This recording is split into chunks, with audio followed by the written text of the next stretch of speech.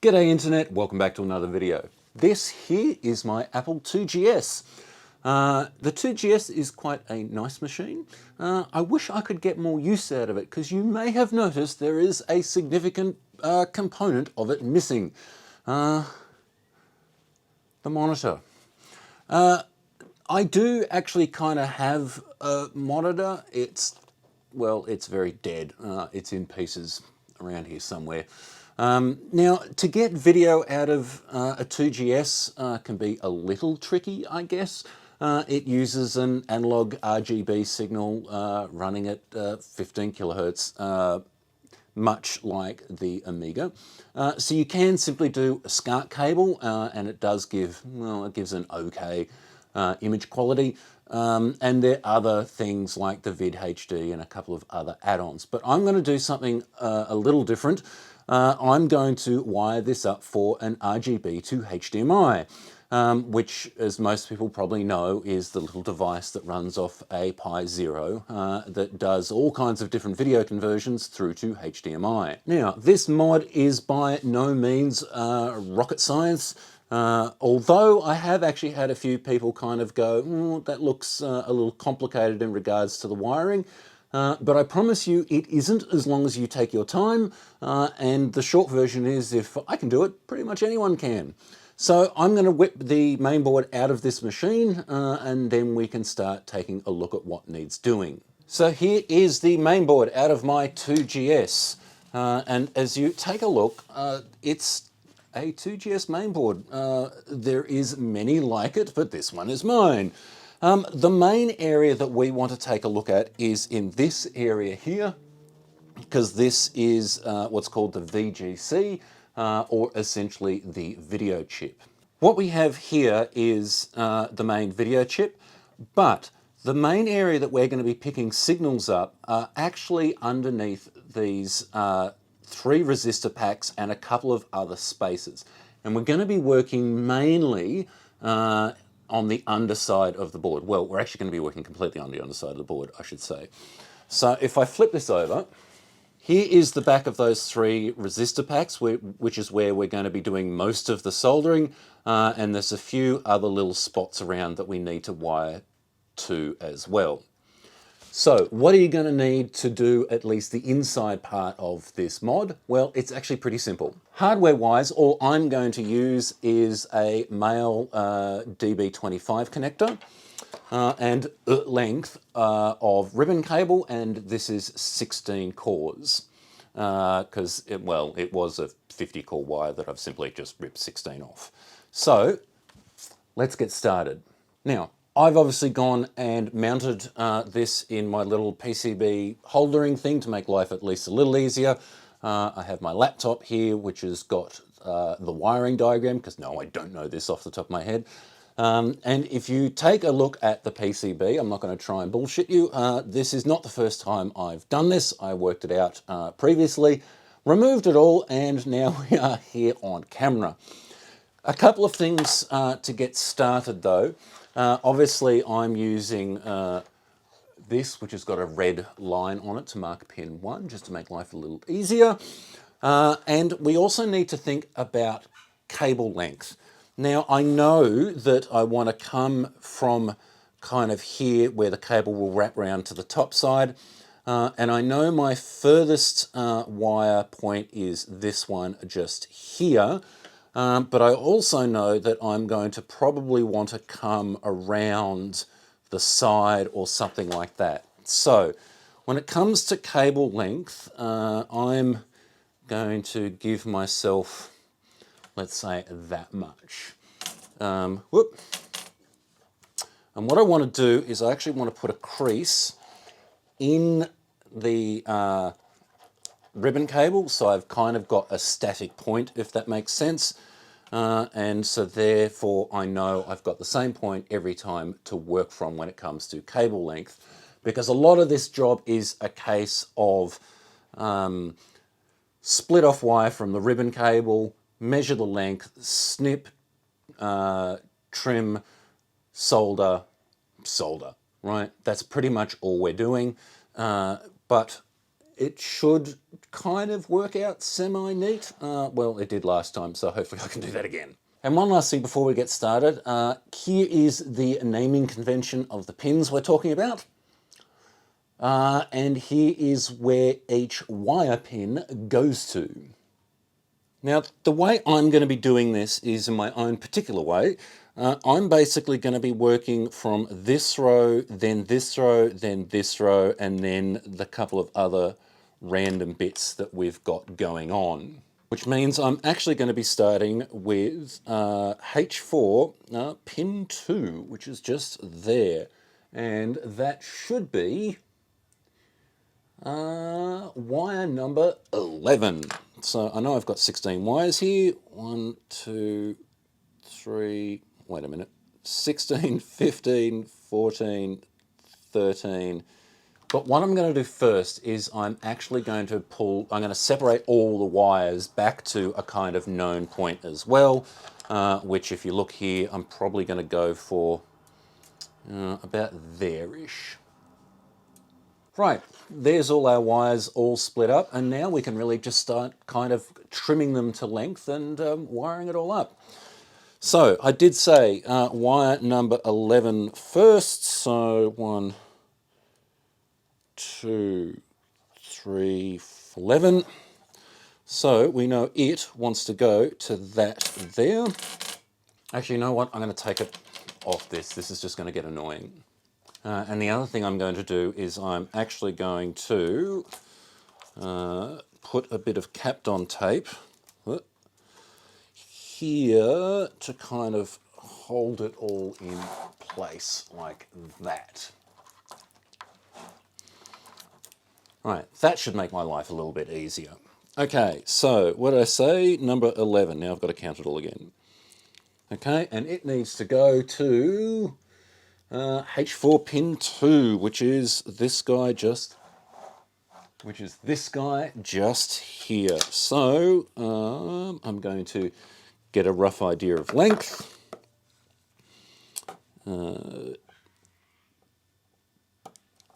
Trim it.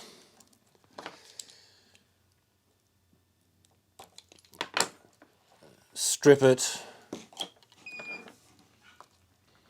And tin it,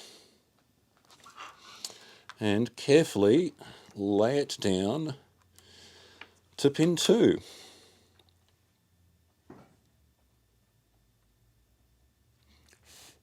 Now, before we keep going, one little tip. You've probably noticed that all the pins on the resistor packs are pre-tinned. Well, A, because I've done this before, but B, it's just kind of, it's really quick and easy just to go tin, tin, tin, tin, tin, tin, tin, tin, tin, without having to worry about tinning the points on the resistor packs every time you want to put a wire down. I just found it easier that way. Now, working our way across, H4 pin 3 is wire 9, so we already know that was 11, which will make this one 9. And we pretty much just do the same again.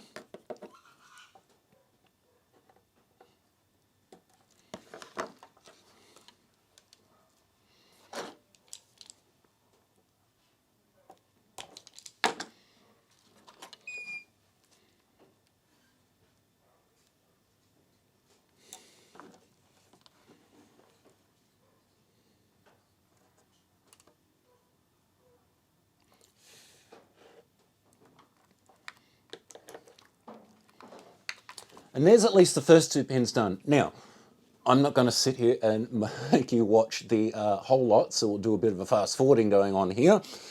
So I'll do all the majority of the pins and leave some of the odd ones till the end, and I'll explain that bit then.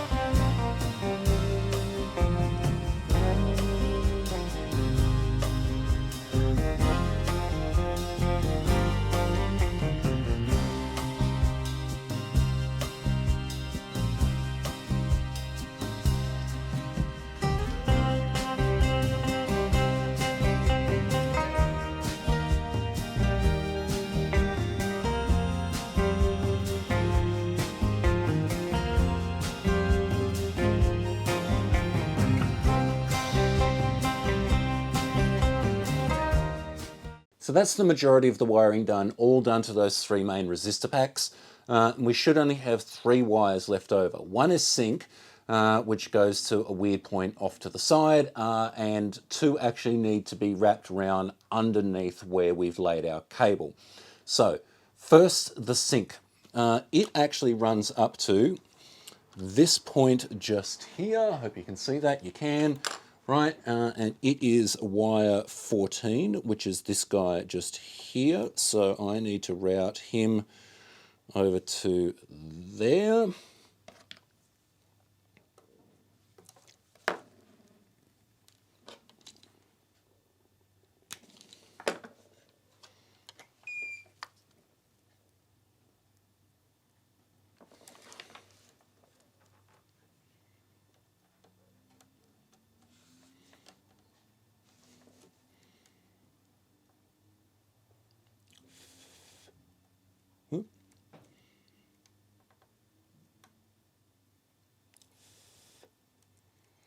Good. Now, these 2 guys here actually need to come down where we've got our cable. They go to resistor pack H1, which if we carefully peel this Kapton tape back and take our way too long cable and carefully fold this over, it is actually this resistor pack here with pin 1 being this guy. So let me get out the 2 wires and pin 16 goes to H1, so that's this one here obviously at the end.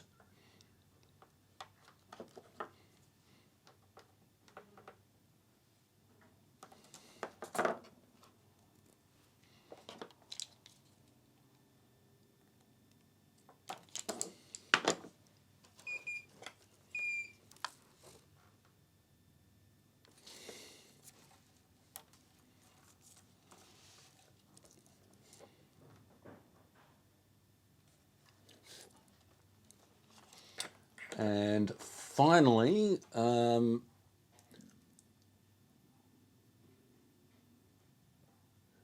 pin 12, which should be this guy here, yeah, that looks right, goes to pin 3 down on this resistor pack.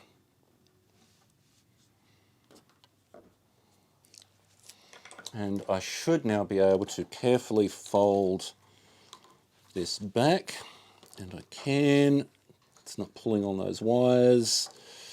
Right, and if it's still got some sticky left, drop my bit of Kapton tape back. Nice. Right, with the exception of maybe putting some extra Kapton tape down to hold things in place, that is actually all the wiring on the main board, from the main board point of view, done. So now we get back to the question of cable length. Now, I'm going to use that DB25 connector. You could use a DB15 connector and possibly just use the shell as the ground wire. So pull that wire out and wire it on, something like that. That'd work. I'm just going to use a DB25 because I have one. And also I've already made up the cable that goes from the 2GS to the RGB to HDMI. And it's kind of here-ish, if that kind of makes sense. So I know I want the cable kind of yay long, I guess. But I can actually cheat, because here's the one I desoldered before. And there's my previous fold. So I know I actually want it about that long. Let me grab a ruler. Of course, the only ruler I could easily put my hand on is like a meter long. But anyway, right. So this is, if we go from there to there, about 19.5 centimeters, or for everyone in America, 3/4 inches, thereabouts, something like that. I don't know my inches that well, sorry. So we know we want about that 19.5, 20 centimeter length from the fold. So now that I just threw the ruler away, I know I want it about yay long. I'm going to mark that somehow and cut it to length. So we're up to the point of putting the DB25 connector on the end of that ribbon cable. Now, I'm going to wire this up a little unusually, and that's completely because, well, I've already made the connector which goes to the RGB to HDMI, and I've used an IDC connector, so basically a crimp-on connector. And so let me explain. Now, normally speaking, a DB25 connector would go 1, 2, 3, 4, 5, 6, 7, 8, blah, blah, blah. Or is it actually the other way around? It's actually 1, 2, 3, 4. But anyway, so that goes sequentially across one row and then the other row. But when you use an IDC connector, that's not how it wires, how it crimps in each wire. It actually crimps it in this case, because I've gone for that end, it actually crimps it in going 1, 2, 3, 4, 5, 6, 7, 8, 9, 10, like that. Now, that's obviously unusual, and you won't have to do it this way if you decide to make this cable with an IDC connector, and if you just wire it up normally, it doesn't really matter. In the end, all we're really doing is making an interconnect to go from inside the machine to outside the machine, and that's kind of it. So as long as pin 1 goes to pin 1 and pin 2 goes to pin 2, you're fine. So here's the back of our cable, and like I said, I'm going to go 1, 2, 3, 4, 5, 6, 7, 8, etc., etc. I've already tinned this and my wire, and what I've done is I've simply folded back every second wire so I don't get confused and they don't get in the way. Now this simply needs to be soldered to here, so I'll do one row and then flip it over and do the other row.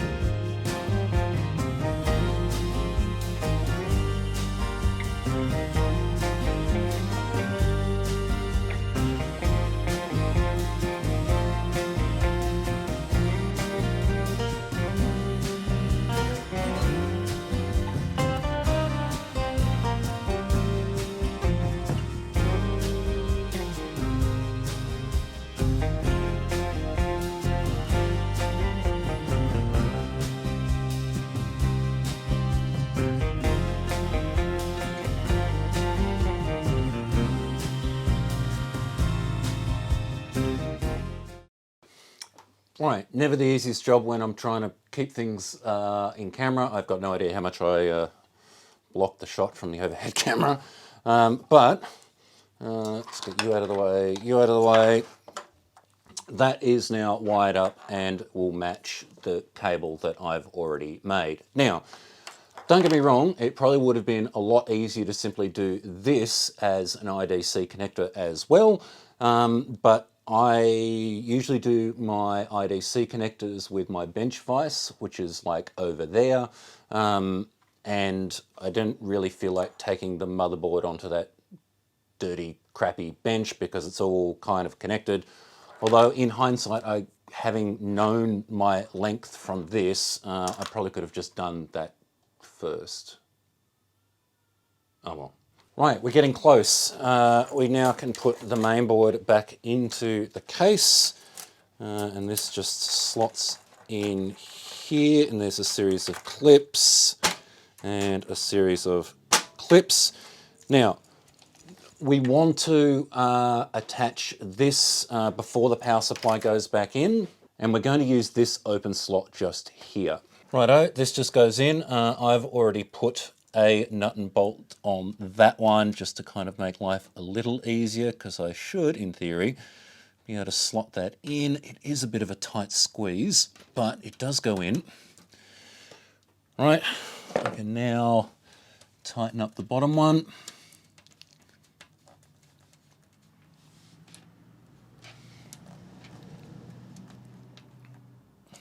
and drop a screw and a nut in the top.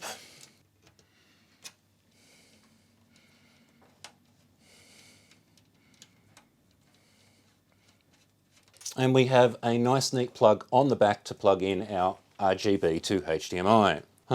We can now try not to forget to plug the speaker in, and power supply, which will sit over this cable, so that locks in at the back, clips in at the front, and then plugs in here, kind of holding the ribbon cable neatly to one side. So I'm not going to lie, this is the bit in the video where things went a little pear-shaped.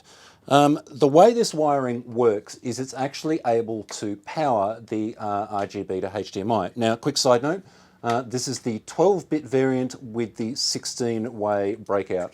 So that's why I was counting 16 wires this whole time.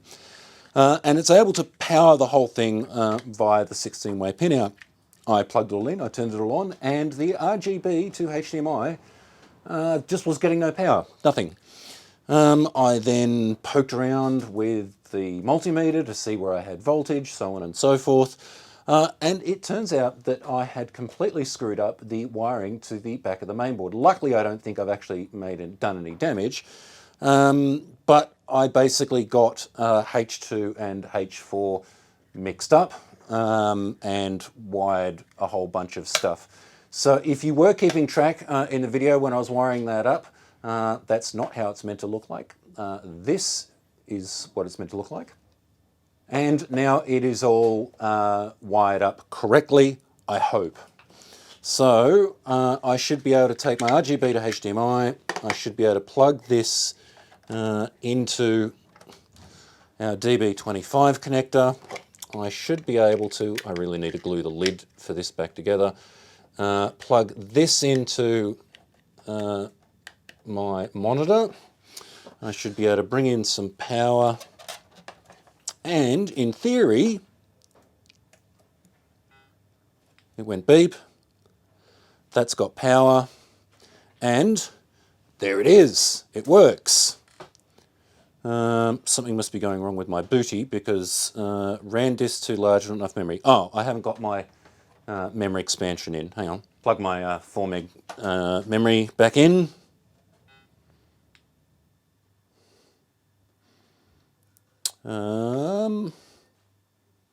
And there you go. GSOS is booting off the booty card and it is working through the HDMI. Now, one thing I did notice, and I don't know if you can see it on camera, but the kind of pale blue that GSOS uses in the background here comes up as a weird pattern. And I'm not sure what's actually causing that because I'm using the proper thingy on here. Oh, I wonder if it's the scaling. Hang on.